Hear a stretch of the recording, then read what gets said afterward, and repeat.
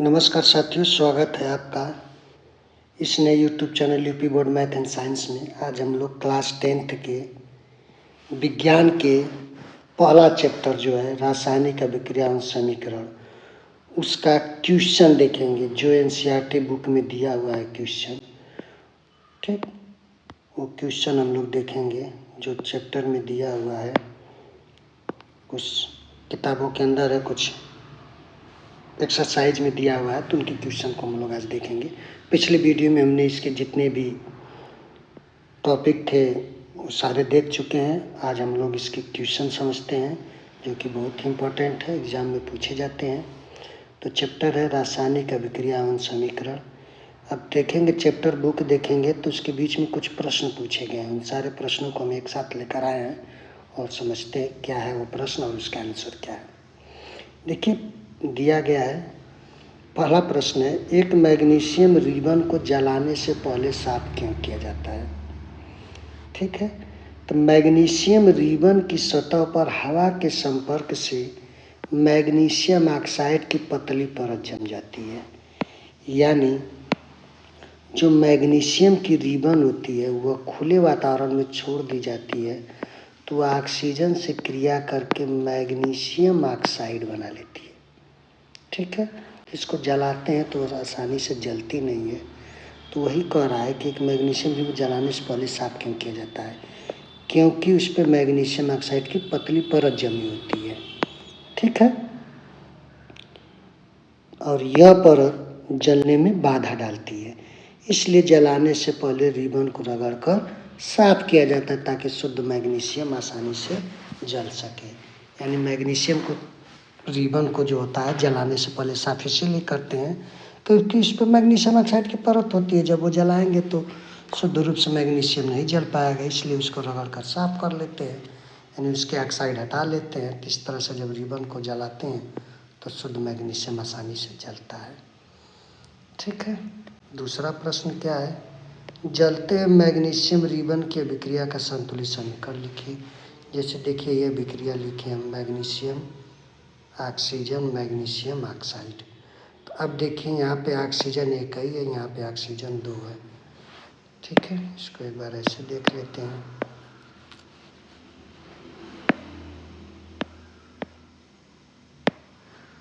देखिए मैग्नीशियम हो गया, एक मिनट,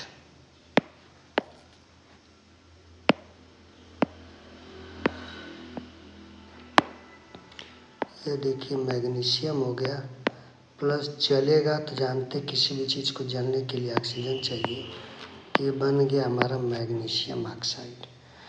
तो देखिए ऑक्सीजन दो है, यहाँ पे ऑक्सीजन एक ही है, तो इसका मतलब आगे दो लगा देते हैं तो दो मैग्नीशियम और दो ऑक्सीजन हो जाएगा इधर। लेकिन इधर क्या है, एक ही मैग्नीशियम है, इसलिए यहाँ पे 2 लगा देंगे। अब देखिए बराबर होगा, इधर भी दो मैग्नीशियम दो ऑक्सीजन, इधर भी 2 लगा है, तो इसका मतलब ये इसके पहले है, तो इसमें मैग्नीशियम भी 2 हो गया और ऑक्सीजन भी 2 हो गया। तो वही चीज़ कह रहा है कि जलते मैग्नीशियम के रिबन की अभिक्रिया का संतुलित समीकरण लिखना है, तो मैग्नीशियम लिख देंगे प्लस ऑक्सीजन MgO, बराबर करने के लिए इधर भी 2 और इधर भी 2 बराबर हो जाएगा। ठीक है, यही था हमारा क्वेश्चन जो कि हम टॉपिक में भी पढ़ चुके हैं। रासायनिक अभिक्रिया किसे कहते हैं उसमें भी एक एग्जाम्पल के रूप में इसको हम पढ़ चुके हैं, वही दिया हुआ है क्वेश्चन में भी। ठीक है, अब नेक्स्ट देखते हैं, तीसरा प्रश्न क्या दिया हुआ है, निम्न अभिक्रियाओं के लिए शब्द समीकरण लिखिए। मतलब बेरियम क्लोराइड अगर सोडियम सल्फेट से अभिक्रिया करेगा तो क्या बनेगा, शब्द में लिखना है उसको। दूसरा है सोडियम हाइड्रोक्साइड प्लस हाइड्रोक्लोरिकम, यानी इसकी अभिक्रिया होगी तो क्या बनेगा उसको भी लिखना है हमको। तो देखिए ये एग्जाम्पल में भी हम लोग पढ़ चुके हैं, द्विविस्थापन वाले अभिक्रिया में पिछले वीडियो में हम पढ़ चुके हैं इसको। तो उसमें हम बताए थे बेरियम क्लोराइड और सोडियम सल्फेट, यानी barium chloride BaCl2 plus sodium sulphate यानी NaSO4, ये अभिक्रिया करके क्या बना रहा है, बेरियम सल्फेट यानी BaSO4 प्लस सोडियम क्लोराइड यानी NaCl। ठीक, तो यही कह रहा है barium sulphate plus sodium chloride बना रहा है। दूसरा है सोडियम हाइड्रोक्साइड हाइड्रोक्लोरिक अम्ल के साथ अभिक्रिया करेगा। ठीक है, तो सोडियम हाइड्रोक्साइड यानी NaOH प्लस हाइड्रोक्लोरिक अम्ल HCl।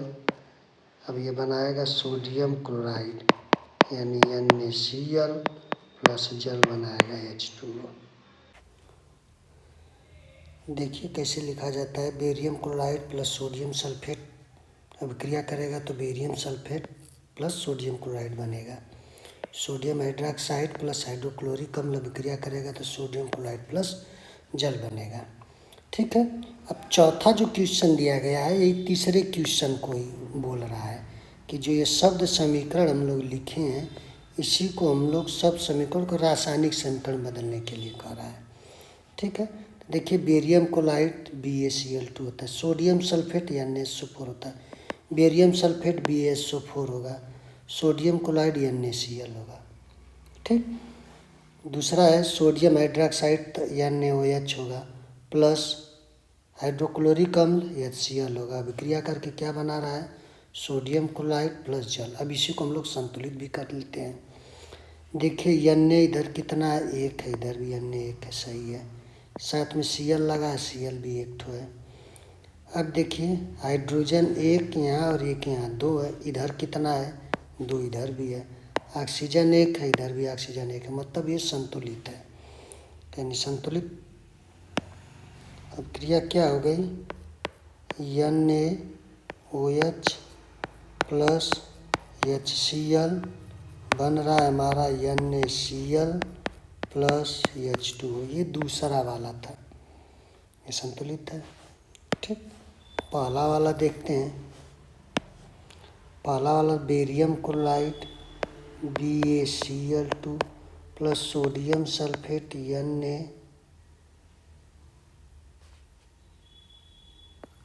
NaSO4, फिर बन रहा है barium sulphate sodium sulphate Na2SO4 और बन रहा है barium sulphate BaSO4 plus sodium chloride यानी NaCl है। ये हमारा बन गया शब्द समीकरण का रासायनिक समीकरण। अब इसको संतुलित करते हैं। देखिए Ba इधर एक है, इधर भी एक है, ये भी सही है। Cl2 यानी क्लोरीन दो ठो, इधर कितना है, क्लोरीन एक ठो है, तो दो कैसे करेंगे, इसके आगे 2 लगा देते हैं, तो 2 ठो क्लोरीन हो गया, ये भी हो गया। सोडियम 2 ठो है तो देखिए 2 लगा दिए हैं तो ये 2 सब में है, तो 2 सोडियम भी है, 2 क्लोरीन भी है, तो 2 सोडियम भी हो गया। SO4 एक ही है, SO4 यहाँ एक ही है। इस तरह से अभिक्रिया क्या हो गया, संतुलित हो गया। तो ये बेरियम क्लोराइड BaCl2 Na2SO4 अभिक्रिया करके बनाएगा BaSO4 प्लस 2 NaCl था। ये हम लोग रासायनिक अभिक्रिया में भी पढ़े थे, पिछले वीडियो में हम लोग रासायनिक अभिक्रिया में भी पढ़े थे। ठीक है, ये 4 क्वेश्चन थे हम लोगों के जो चैप्टर जो NCERT बुक देखेंगे उसके बीच बीच में पूछा हुआ है। ठीक है, अब हम लोग आते हैं NCERT की एक्सरसाइज में जो क्वेश्चन दिए गए हैं उसको हम लोग देखते हैं क्या क्या है। ठीक है, पहला क्वेश्चन क्या है, क्यों श्वसन को ऊष्माक्षेपी अभिक्रिया कहते हैं।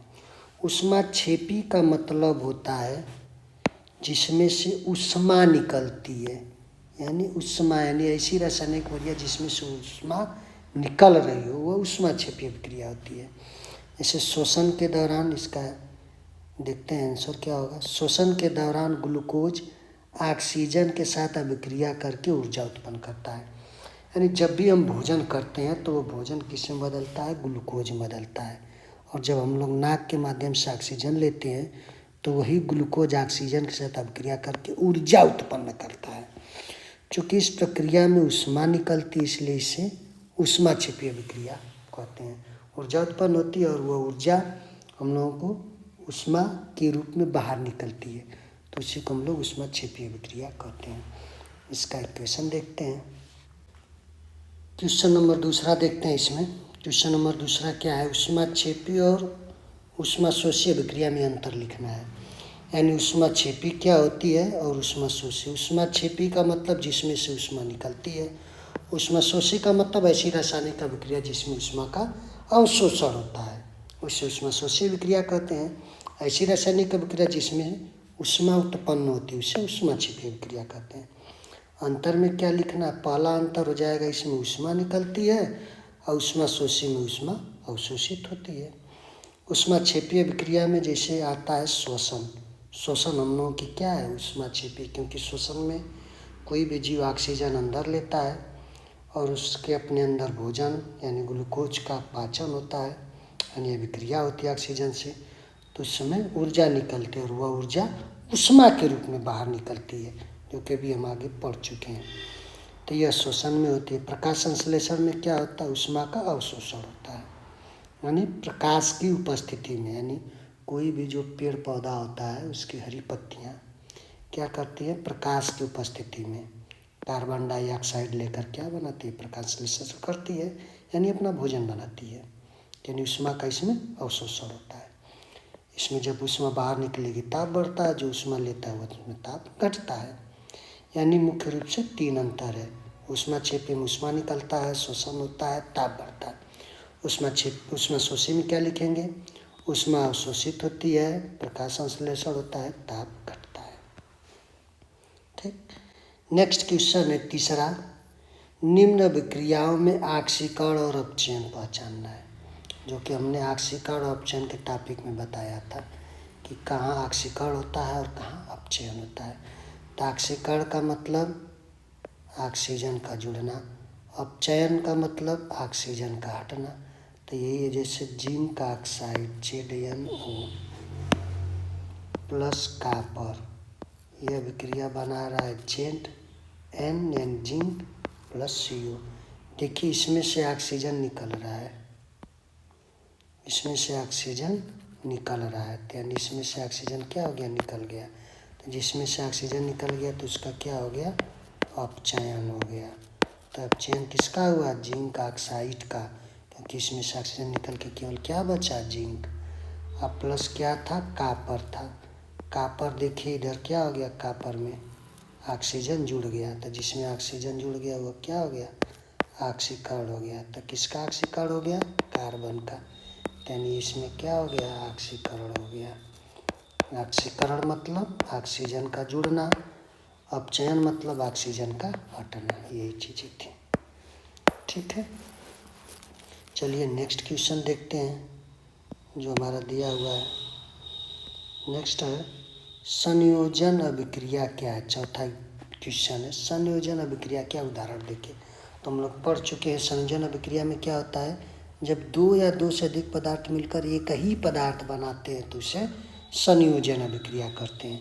जैसे कैल्शियम हाइड्रोक्साइड प्लस ऑक्सीजन मिल के क्या बना रहे हैं? Calcium hydroxide. एक ही पदार्थ बन रहा है, 2 पदार्थ है इधर, कैल्शियम ऑक्साइड और जल, ये दोनों मिल के क्या बना रहे? एक ही पदार्थ बना रहा है, तो इसलिए संयोजन अभिक्रिया होगी।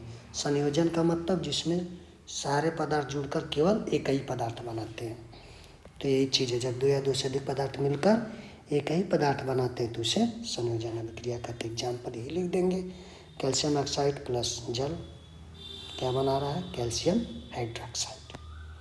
बहुत ही सिंपल क्वेश्चन, आसान क्वेश्चन था। अपघटन अभिक्रिया क्या है? 5वां क्वेश्चन है।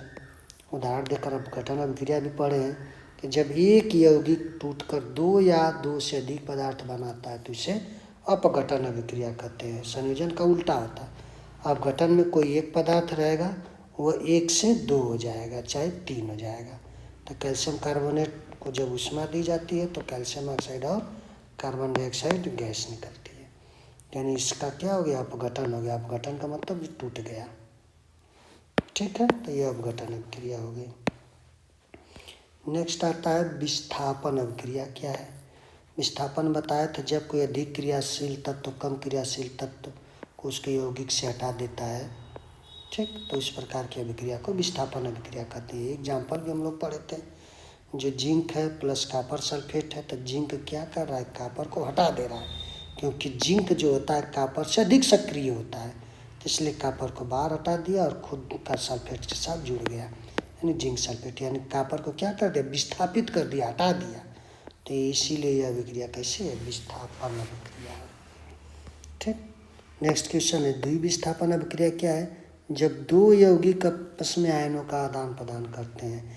जैसे sodium sulphate plus barium chloride, sodium लग जाएगा क्लोरीन के साथ, बेरियम लग जाएगा सल्फेट के साथ, यानी दोनों आपस में क्या कर रहे हैं, आयनों की अदला बदली कर देने थे। एक बेरियम सल्फेट बन गया, एक सोडियम क्लोराइड बन जाता है। इसमें द्विविस्थापन यानी दो चीज़ों का विस्थापन हो गया, आपस में स्थान क्या करते हैं, बदल लेते हैं, तो ये द्विविस्थापन अभिक्रिया हो जाती है।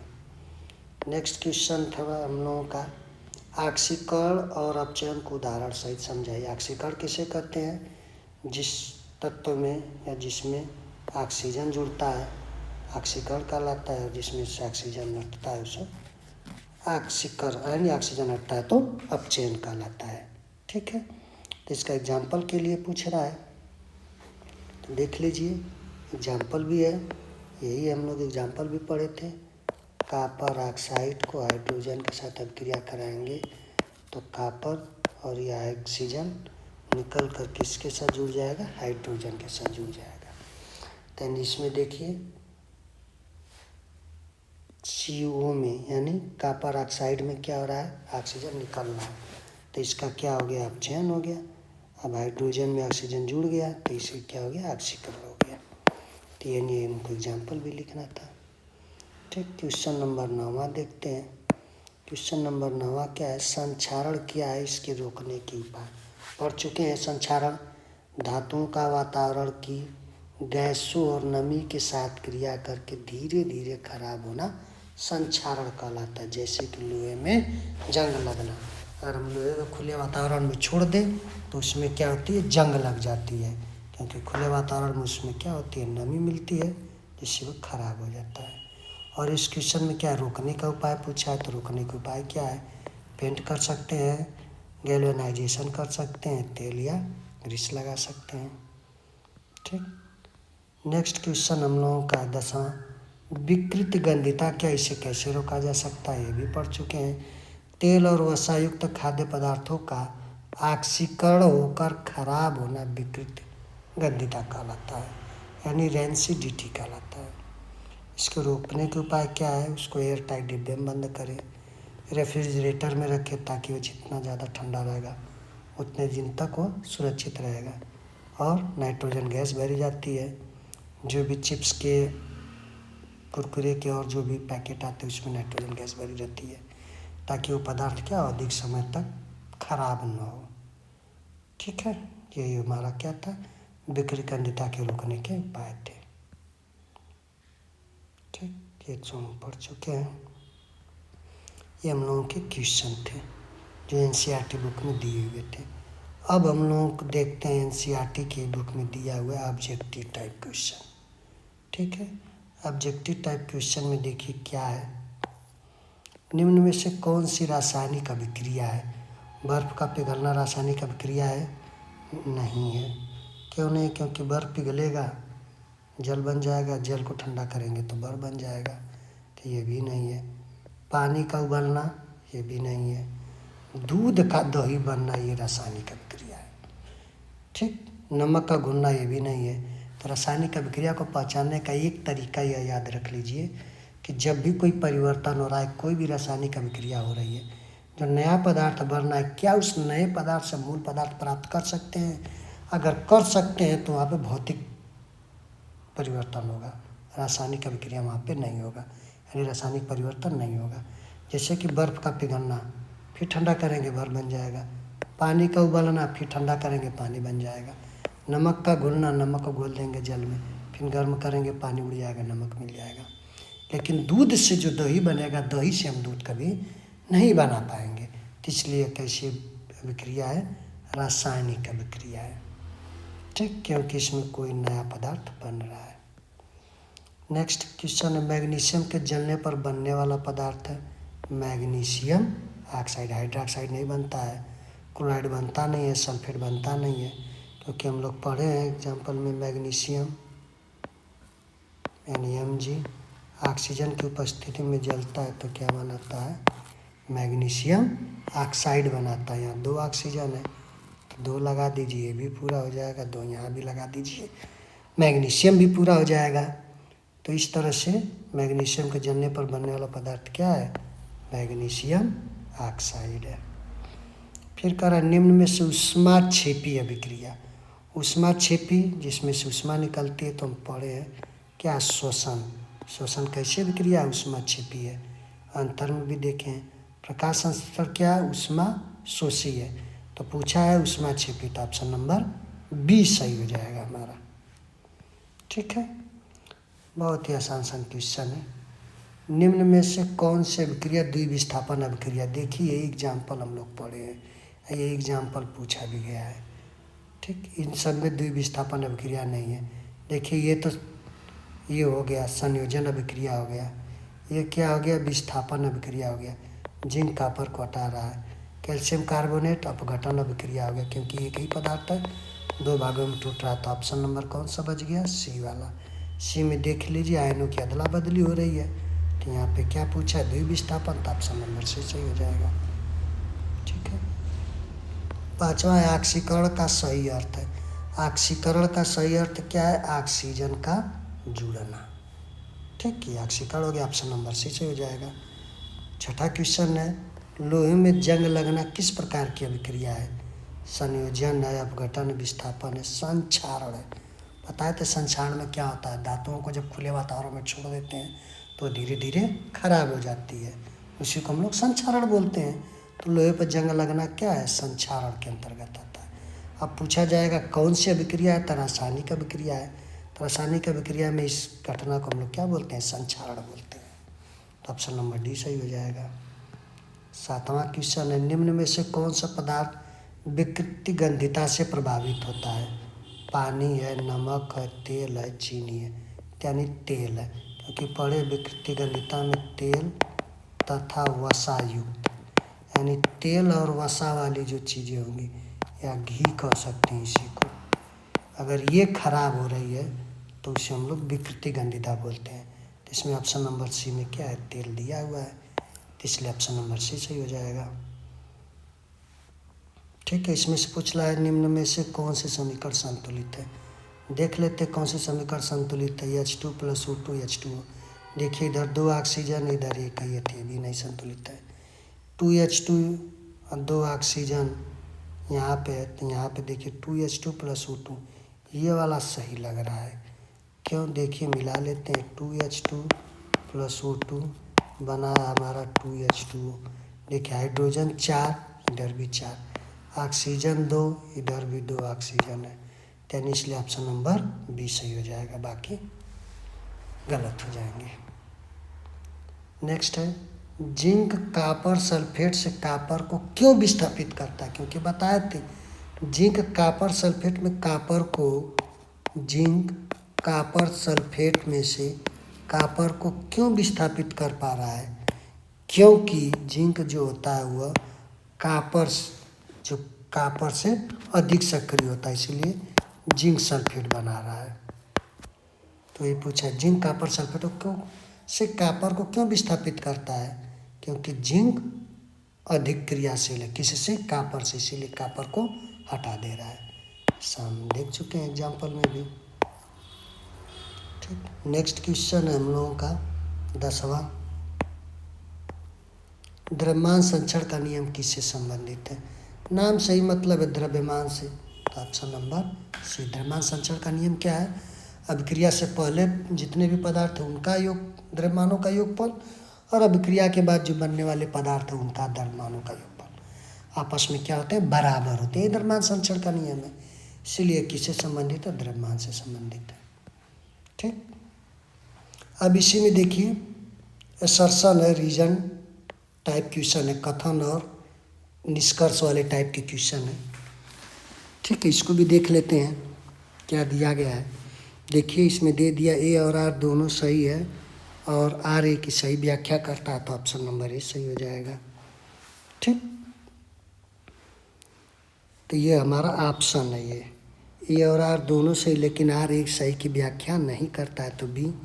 ए सही, आर गलत है, तो ऑप्शन नंबर सी। ए गलत है, आर सही है, तो ऑप्शन नंबर डी। यानी ये असर्शन यानी कथन दिया गया है, और दूसरा क्या? रीजन दिया गया है। तो प्रश्न नंबर फर्स्ट क्या है, श्वसन एक ऊष्माक्षेपीय अभिक्रिया है। रीजन क्या है, श्वसन में ऊर्जा निकलती है। हम लोग कैसे जानते हैं कारण, श्वसन एक ऊष्माक्षेपीय अभिक्रिया कैसे, क्योंकि इसमें से ऊर्जा निकलती है। यानी कथन भी सही है और उसका जो रीजन कारण है वो भी सही है, यानी इसकी सही व्याख्या भी कर रहा है, तो इसीलिए ऑप्शन नंबर ए सही हो जाएगा। दूसरा क्वेश्चन है, मैग्नीशियम रिबन को जलाने से पहले साफ किया जाता है। कारण, रीजन मतलब कारण, उसकी सतह पर मैग्नीशियम ऑक्साइड की परत जम जाती है। यानी ये भी इसकी व्याख्या सही कर रहा है। जलाने से पहले क्यों साफ करते हैं, क्योंकि उसके ऊपर मैग्नीशियम ऑक्साइड की परत जम जाती है। यानी इस कथन का निष्कर्ष, यानी जो कारण है वो सही है, तो यही चीज़ होगा, ऑप्शन नंबर ए सही हो जाएगा। अब क्वेश्चन नंबर तीसरा देखते हैं। सभी अपघटन अभिक्रियाएँ ऊष्माक्षेपी होती हैं, ऐसा तो नहीं है, यही लग रहा है। हम लोगों का पहले कथन गलत है। अपघटन अभिक्रिया में ऊष्मा दी जाती है, क्योंकि तोड़ते हैं। अपघटन में क्या होता है, कोई एक यौगिक CaCO3 को तोड़ा जाएगा, तो calcium oxide plus CO, minute देखते हैं। जैसे अपघटन अभिक्रिया में CO3 को तोड़ेंगे तो कैल्शियम ऑक्साइड प्लस CO2 बनेगा। तो ये कब होता है, जब इसको हम लोग ऊष्मा देते हैं। तो यानी रीजन तो सही है, लेकिन पहला कथन गलत है, तो ऑप्शन नंबर डी सही हो जाएगा। ये गलत है यार, सही है। लोहे में जंग लगना संक्षारण है, यह एक भौतिक परिवर्तन। आर वाला गलत है, ए वाला सही है। देखिए ए सही, आर गलत है, ऑप्शन नंबर सी सही हो जाएगा। चौथा क्वेश्चन है, लोहे में जंग लगना, वही चीज़ था जो कि हम पढ़ चुके हैं। पांचवा क्वेश्चन देख लीजिए। ऑक्सीकरण और अपचयन साथ साथ होते हैं। एक पदार्थ ऑक्सीकरण करता है तो दूसरा अपचयन करता है, ये भी सही है। कथन ये सही है और रीजन उसका सही व्याख्या कर रहा है, कारण भी बता रहा था, ऑप्शन नंबर ए सही हो जाएगा। तेल को एयर टाइट डिब्बे में रखा जाता है, इससे ऑक्सीकरण रुक जाता है, ये भी सही है। तेल और वसा को खराब होने से बचाने के लिए भी हो जाएगा।